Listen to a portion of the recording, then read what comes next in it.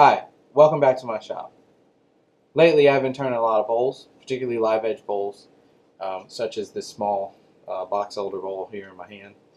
Um, and one of the problems I've been having is with the finish, my tool technique isn't quite as finely tuned as I'd like it to be. So, I find myself doing a lot of hand sanding, particularly with the live edge bowls. So I was looking for a powered solution that I could use without breaking the bank.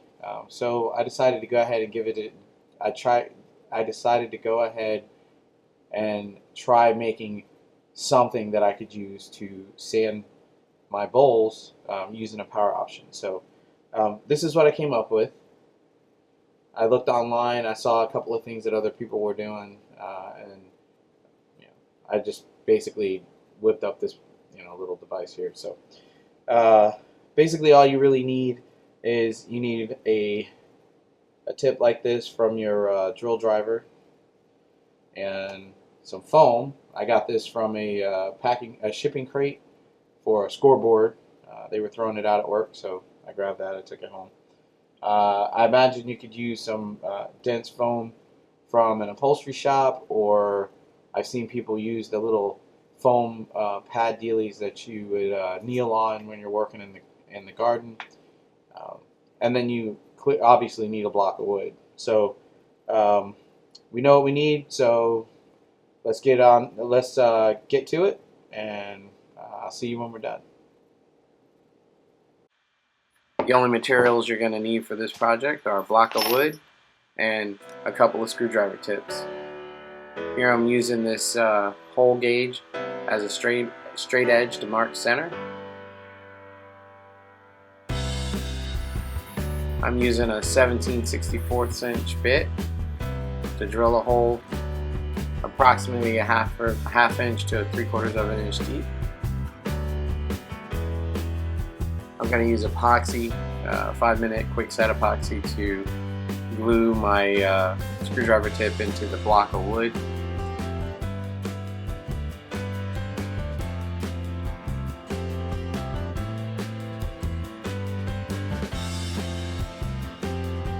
And this tool is called my attitude adjuster. Use that to seat it. And you can see now I'm moving on to the lathe, mounting it my drill chuck in the headstock there.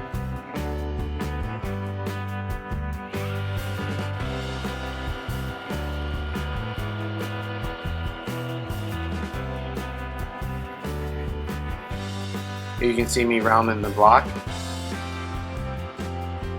Once it's round, then I introduce a taper, going from a smaller diameter at the top of the tool to the larger diameter at the bottom.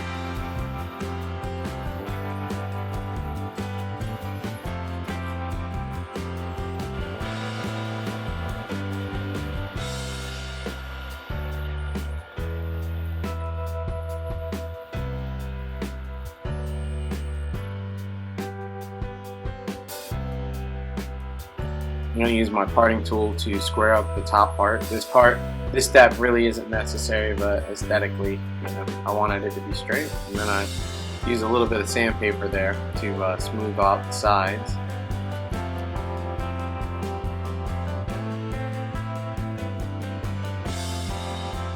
Once again, I'm going to use my parting tool. And at this point, I'm going to be parting off the bottom half and making a flat surface to receive our sanding pad.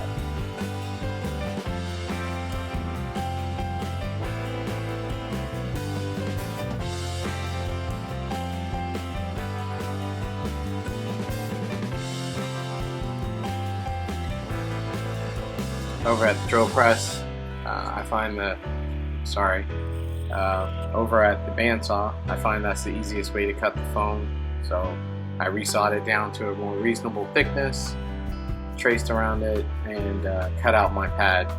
At this point, I cut it a little bit oversized because I'm going to be cutting a taper to match the taper on the tool.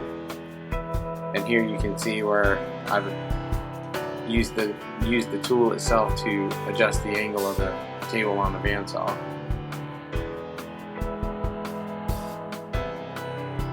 Here I'm gluing the foam pad with 5-minute epoxy.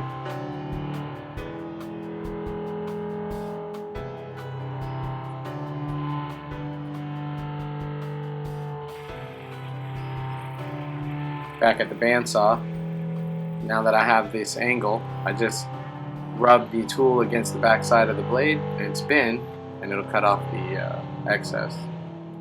And I have some Velcro here with PSA backing, so I'll go ahead and cut and trim that to size.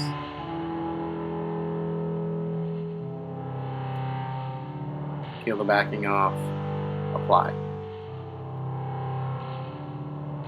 And these sanding discs I got from Harbor Freight, they're fairly inexpensive and they have the Velcro on the bottom. I go ahead and cut out a piece appropriately sized, put it together, and there you go.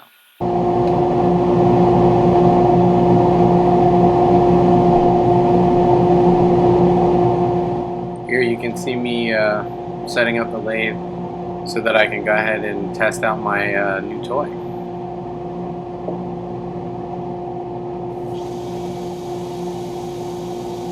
I've used this both on and off the lathe. When you use it on the lathe, you get a more even finish with your sanding. Particularly with the live edge bowls, it's very helpful for sanding the wings, I guess, the elevated portions of the edge of the bowl. This doesn't require a lot of pressure. I only use my other hand to help steady the drill. You don't need to really push in, you just need to give it enough pressure to conform to whatever shape you're sanding. But this worked very well. I was very happy, very successful project. Everybody watching this video, if you have need of this, you should definitely try it.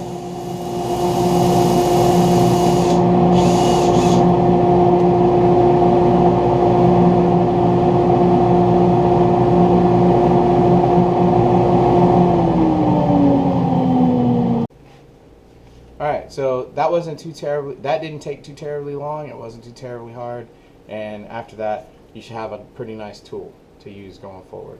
Now me personally, I made several. I made one for each of the grits that I use, which works out pretty good because then I don't have to switch paper and things like that. And I also have a quick connect for connecting these hex shank bits to my drill so that I can switch back and forth with relative ease. So anyway, thanks for joining me in my shop today. I hope that you find this project useful, and if you like what I'm doing, be sure to subscribe and like the video, and if you feel so inclined, please leave a comment. I do read them all. I really enjoy feedback on everything I do, whether it's on Instagram or YouTube or whatever. So yeah, that's greatly appreciated. So anyway, like I said, thanks for tuning in, and have a good night. Thanks. Bye.